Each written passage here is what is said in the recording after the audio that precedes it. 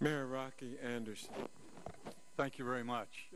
Representative Pence and Professor Presser made a comment upon which all of the rest of their following comments was based, and that is that impeachment is to be limited only to those instances where the person being impeached exercised his or her own personal interests above that of the nation.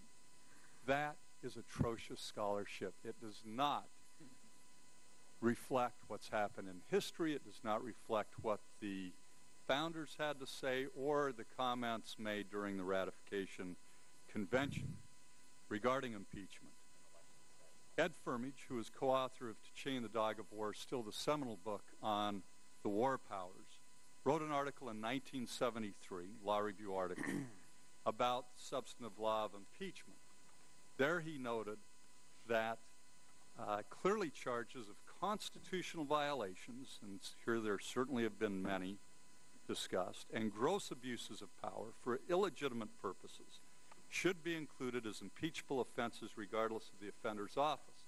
And then Professor Firmage goes on to cite this committee, the Judiciary Committee, a statement in 1926, where the Judiciary Committee noted that the better sustained and modern view is that the provision for impeachment in the Constitution applies not only to high crimes and misdemeanors as those words were understood at common law, but also acts which are not defined as criminal and made subject to indictment, but also to those which affect the public welfare.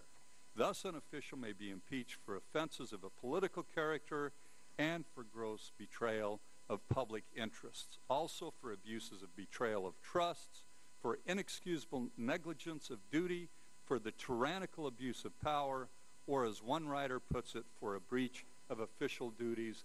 That has been established beyond any doubt. And I would add just one other thing in terms of the misrepresentations. I would say fraud committed by, we can't name anybody by name here, so I would say by the administration or a high-ranking official of the administration, and that is when this Congress and the American people were told about the security risks to this country posed by Iraq and by the case for war. We were only told one part of the story. We were not told, for instance, besides some of the reports that were noted before, about the dissents by the intelligence agency within the State Department and by the Department of Energy. Their statements in the October National Intelligence Estimate that said there is nothing to back this up about these aluminum tubes being used to help Iraq's supposed nuclear initiative, and there certainly is nothing to this claim about Iraq trying to buy uranium from Niger. It was right there in the National Intelligence Estimate. The president, high-ranking members of the administration, as they were telling we, the American people, and you, the Congress, just the opposite, failed to disclose those dissenting opinions from the State Department and the Department of Energy.